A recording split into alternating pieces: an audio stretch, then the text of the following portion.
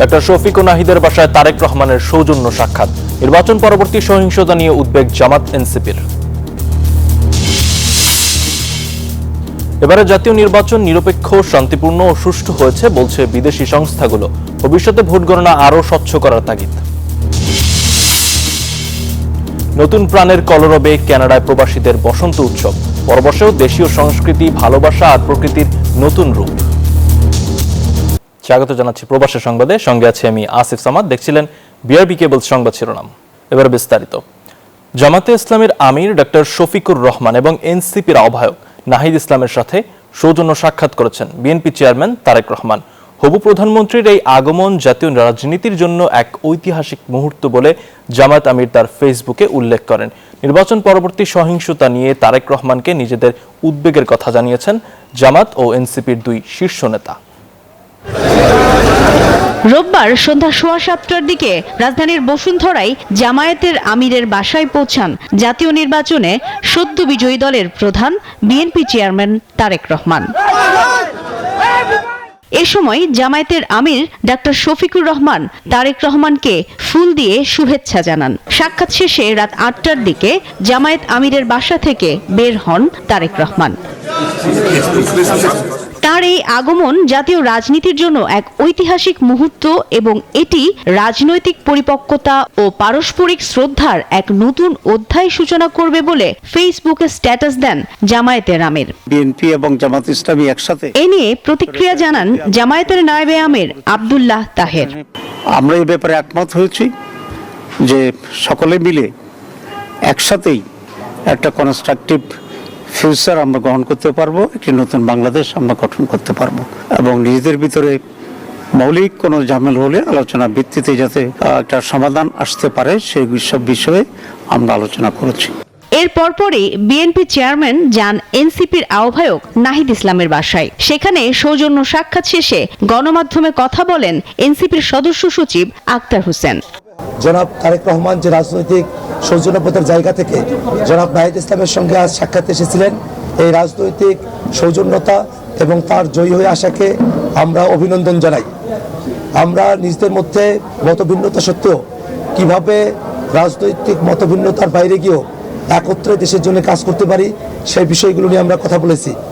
তারেক রহমানের এই কার্যক্রমের মধ্য দিয়ে বাংলাদেশের রাজনৈতিক ইতিহাসে সৌজন্যতা ও রাজনৈতিক শিষ্টাচারের এক অনন্য নজির তৈরি হলো বলে মনে করছেন রাজনৈতিক অঙ্গনের সকলে। মারুফা রহমান, নিউজ 24, ঢাকা। দেশি বিদেশি বেশ কয়েকটি নির্বাচন পর্যবেক্ষণ সংস্থার মতে ত্রয়োদশ জাতীয় সংসদ নির্বাচন নিরপেক্ষ, শান্তিপূর্ণ ও সুষ্ঠু হয়েছে।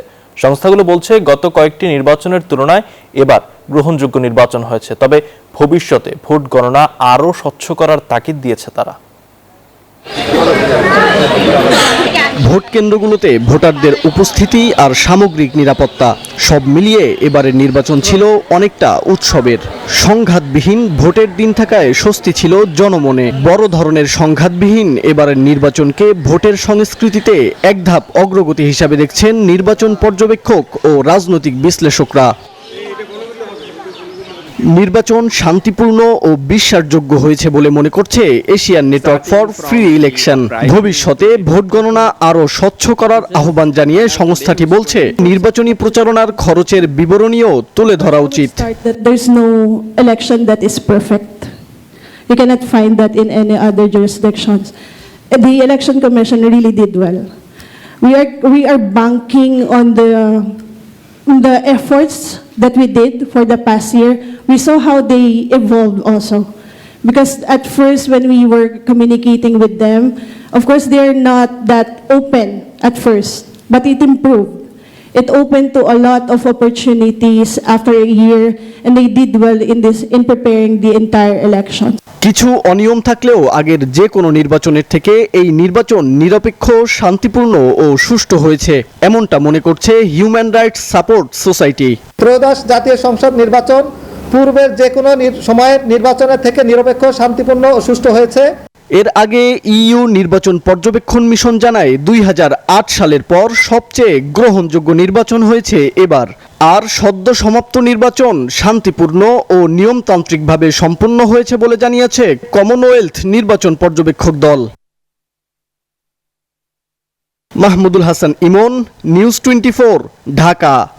ত্রয়োদশ জাতীয় সংসদ নির্বাচনে সংখ্যাগরিষ্ঠ আসন পেয়ে সরকার গঠনের পথে থাকা বিএনপি 49.97% ভোট পেয়েছে।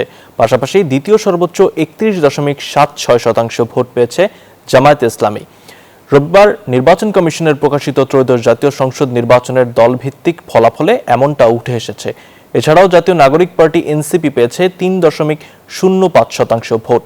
পাশাপাশি ইসলামী আন্দোলন 2.7%, খেলাফত মজলিস 0.76%, গণ অধিকার পরিষদ 0.33% ও ইসলামী ফ্রন্ট বাংলাদেশ 0.8% ভোট পেয়েছে। নির্বাচনে 0.89% ভোট পেয়েছে জাতীয় পার্টি।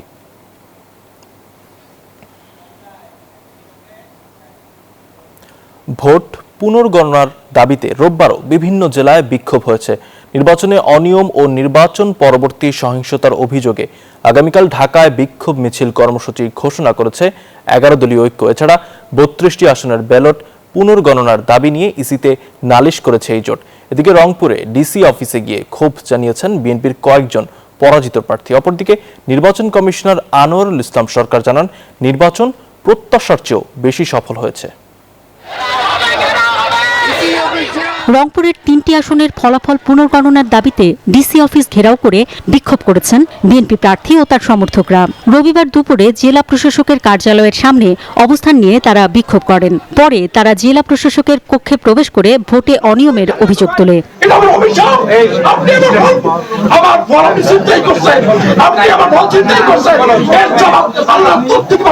একই ধরনের অভিযোগ তুলে দেশের আরও কয়েকটি জেলায় বিক্ষোভ করে বিজিত প্রার্থী ও তাদের সমর্থকরা। নির্বাচনের 3 দিন পর ভোট গণনায় কারচুপির অভিযোগ নিয়ে ইসিতে যান 11 দলীয় জোটের প্রতিনিধি দল। সেখানে প্রায় পৌনে 2 ঘন্টার বৈঠক শেষে হামিদুর রহমান আজাদ জানান, 11 দলীয় জোটের নেতাকর্মী ও ভোটারদের উপর হামলা নির্যাতন করা হচ্ছে। আমরা আগামীকাল 16 ফেব্রুয়ারি ঢাকার রাজপথে বাইতুল মোকাররম উত্তর গেট থেকে আমরা প্রতিবাদ সভা এবং বিক্ষোভ মিছিলে ঘোষণা দিয়েছি। কারণ হচ্ছে এই সহিংসতা বন্ধ করতে হবে। বিকাল 4:30টায় জনগণকে সাথে নিয়ে আমরা এটা প্রতিবাদ করতে চাই। এটা যদি না থামে তাহলে আমাদেরকে রাজপথে আরো আগাতে হবে। এদিকে নির্বাচন কমিশনার আনোয়ারুল ইসলাম সরকার বলেন, তড়িঘড়ি করে নয়, নিয়ম অনুযায়ী গেজেট প্রকাশ করা হয়েছে। দক্ষ মানুষেরাই ভোট গণনা করেছে। জানান, আদালতের নির্দেশ পেলে ভোট পুনর্গণনার বিষয়ে সিদ্ধান্ত নেবে ইসি। যদি নির্বাচন সংশ্লিষ্ট কোনো অভিযোগ থাকে সেটা থাকতেই পারে। তারা সেটি যদি মাননীয় হাইকোর্টে যদি শরণাপন্ন হন, সেই অনুযায়ী সিদ্ধান্ত পাবেন তারা। এছাড়াও তিনি বলেন, শপথ পড়ানোর বিষয়ে নির্বাচন কমিশন আনুষ্ঠানিকভাবে এখনো অবগত নয়। জানান, নির্বাচন প্রত্যাশার চেয়েও বেশি সফল হয়েছে। রিটার্নিং অফিসার অন্তরা বিশ্বাস, নিউজ 24, ঢাকা। ভ্রমণ ভিসা বিষয়ে নতুন বার্তা দিয়েছে ট্রাম্প প্রশাসন। পর্যটন বা ব্যবসায়িক উদ্দেশ্যে যুক্তরাষ্ট্রে গিয়ে কোনো ডিগ্রি বা প্রাতিষ্ঠানিক কোর্সে ভর্তি হওয়া কঠোরভাবে নিষিদ্ধ করা হয়েছে। যারা পড়াশোনা করতে ইচ্ছুক তাদের অবশ্যই যথাযথ স্টুডেন্ট ভিসা গ্রহণ করতে হবে। রোববার এক বার্তায় তথ্য জানিয়েছে ঢাকার মার্কিন দূতাবাস। এতে বলা হয়, ভ্রমণ ভিসার শর্ত লঙ্ঘন করে দেশটিতে শিক্ষা কার্যক্রমে অংশ নেওয়া আইনের পরিপন্থী।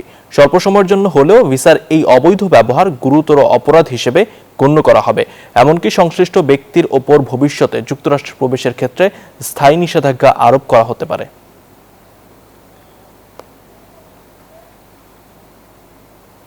এদিকে নতুন প্রাণের কলরবে সুদূর কানাডাতেও বাঙালি কমিউনিটির উদ্যোগে বর্ণিল আয়োজনে অনুষ্ঠিত হলো বসন্ত উৎসব। বাসন্তী শাড়ি ও পাঞ্জাবি পরে প্রবাসী বাংলাদেশিরা মেতে ওঠেন এই আনন্দ আয়োজনে, যা পরবাসেও তুলে ধরেছে নিজস্ব সংস্কৃতি, ভালোবাসার প্রকৃতির নতুন রূপ। লায়লা নুসরাতের তথ্যচিত্রের ডেস্ক রিপোর্ট। ফুল ফুটুক আর না ফুটুক, আজ বসন্ত। প্রকৃতির রং না থাকলেও মানুষের ভালোবাসাতেই রঙিন হয়ে ওঠে দিনটি, সেটা হোক দেশ বা সুদূর কানাডাতেও। বরফাচ্ছন্ন কানাডাতেও বছরের এই সময়টাতে প্রকৃতি যেন ভিন্ন এক আমেজে জেগে ওঠে। সাদা তুষারের মাঝেও ঋতু পরিবর্তনের অনুভব প্রবাসীদের হৃদয়ে তৈরি করে মিলন আর বিরহের মিশ্র এক আবেগময় পরিবেশ। আজ বসন্ত, আজ বিশ্ব ভালোবাসা দিবস। এমন আনন্দের দিনে আমরা চাই মানুষের প্রতি মানুষের অকৃত্রিম ভালোবাসা আরো জেগে উঠুক। বহু সংস্কৃতির এই দেশে দিনটি হয়তো অন্যদের কাছে সাধারণ, কিন্তু প্রবাসী বাঙালিদের কাছে এটি আবেগ, অনুভূতি আর উচ্ছ্বাসে ভরা এক বিশেষ দিন। কর্মময়, ব্যস্ত আর একঘেয়ে জীবনের গণ্ডি পেরিয়ে এই দিনে সুর, ছন্দ আর বাণীর মালাই একে অপরের কাছাকাছি আসেন প্রবাসীরা। দেশ থেকে আমরা সবাই অনেক দূরে, তারপরও চেষ্টা করি সবাইকে নিয়ে একটু সুন্দর একটি মুহূর্ত কাটানোর জন্য। সবাইকে ফাল্গুনের অনেক অনেক শুভেচ্ছা। নতুন প্রজন্মের কাছে বাঙালি জাতিসত্তা, কৃষ্টি আর ঐতিহ্য তুলে ধরতেই এই বসন্ত আয়োজন। প্রজন্ম থেকে প্রজন্মে বাঙালিয়ানাকে ধরে রাখাই এর মূল লক্ষ্য বলছেন আয়োজকরা। আমরা অপেক্ষা করতে থাকি এই শুভ্র সাদা বরফের দেশে কখন শুভ বসন্ত আসবে, কখন আমরা এটা সেলিব্রেট করব। ফাল্গুন যেমন প্রকৃতিকে পরিবর্তন করে, তেমনি আমরা চাই বাংলাদেশে এরকম একটি পরিবর্তন আসুক, যেখানে সবাই মিলেমিশে আনন্দে সুন্দরভাবে দিন কাটাতে পারে। এখানে শিমুল পলাশের আগুন রাঙা ছোঁয়া নেই, নেই কৃষ্ণচূড়ার দোলা, তবুও ভালোবাসা, স্মৃতি আর সম্মিলিত আবেগে বসন্ত ঠিকই ধরা দেয় প্রবাসীদের হৃদয়ে। Desk report, news 24। ওমানের আল খোদ এলাকায় বিএনপির কেন্দ্রীয় কমিটির উদ্যোগে দোয়া মাহফিল অনুষ্ঠিত হয়েছে। এতে প্রয়াত সাবেক প্রধানমন্ত্রী ও দলটির চেয়ারপারসন বেগম খালেদা জিয়ার আত্মার মাগফিরাত কামনা করে দোয়া করা হয়। সেই সঙ্গে কামনা করা হয় দেশ ও জাতির কল্যাণ। পরে নির্বাচনে বিএনপির বিশাল জয় উপস্থিত নেতাকর্মীদের মাঝে মিষ্টি বিতরণ করা হয়।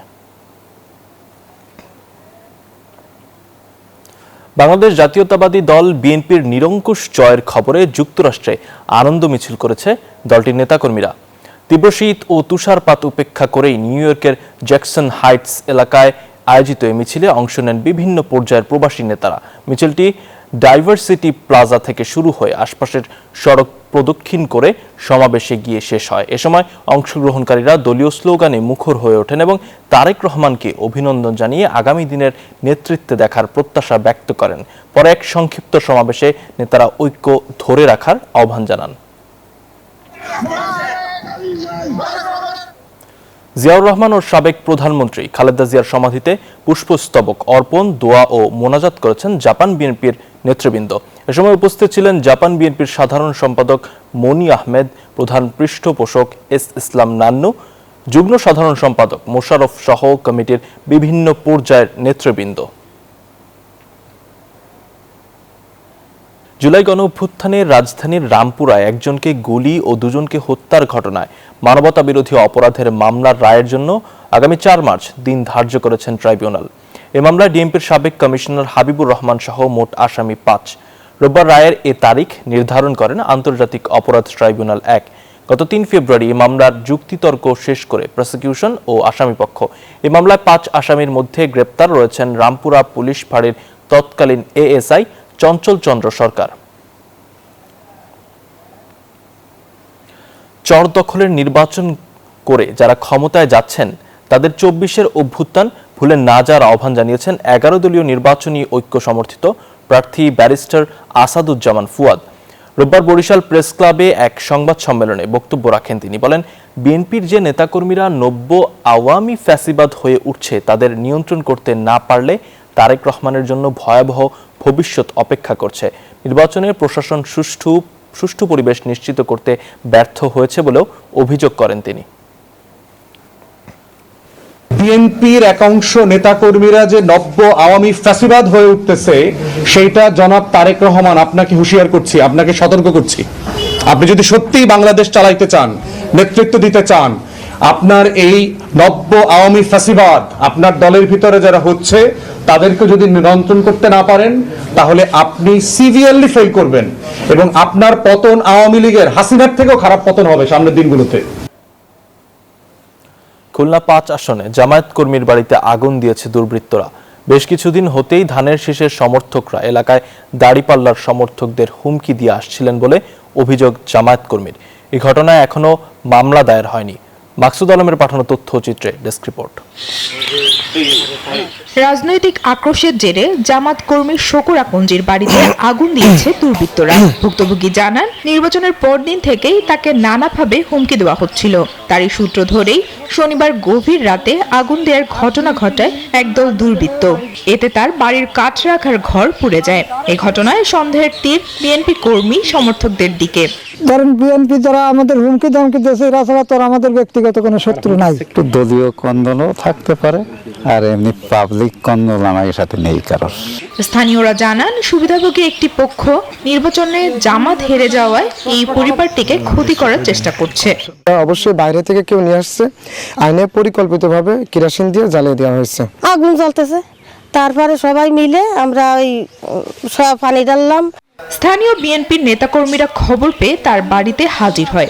এই ঘটনায় জড়িতদের দৃষ্টান্তমূলক শাস্তির দাবি জানান তারা। যেই অপরাধী বলেছে আমি জনগণের এমপি, এই ঘটনার সে কোনোভাবেই মানে নিতে পারতেছে না। পুলিশ ঘটনাস্থল থেকে কেরোসিনের একটি বোতল উদ্ধার করে তদন্ত করে ব্যবস্থা নেওয়ার আশ্বাস দেন তারা। বিভিন্ন সূত্র থেকে যে সকল তথ্যাদি পাচ্ছি তা চুলচেরা বিশ্লেষণ করে ঘটনার প্রকৃত যারা দোষী তাদের দ্রুত আইনানুগ ব্যবস্থা নেওয়া হবে। আগুন লাগার এই ঘটনায় এখনো কোনো মামলা হয়নি। Desk report, news 24। গাজায় যুদ্ধবিরতির মাঝেও ইসরায়েলি হামলা অব্যাহত রয়েছে। নতুন করে এই হামলায় নিহত হয়েছে 9 ফিলিস্তিনি। এদিকে রাফা ক্রসিং হয়ে গাজায় প্রবেশে ফিলিস্তিনিদের বাধা দিচ্ছে দখলদার বাহিনী। এ সময় তাদের আটক, অপমান ও প্রত্যাবর্তনের অধিকার ত্যাগ করার জন্য অর্থের প্রস্তাবও দেওয়া হচ্ছে। তাদের অন্য দেশে চলে যাওয়ার জন্য বলছেন ইসরায়েল কর্মকর্তারা। এই ছিল নিউজ 24 প্রবাসের সংবাদে। আর এতক্ষণ সঙ্গে থাকার জন্য ধন্যবাদ।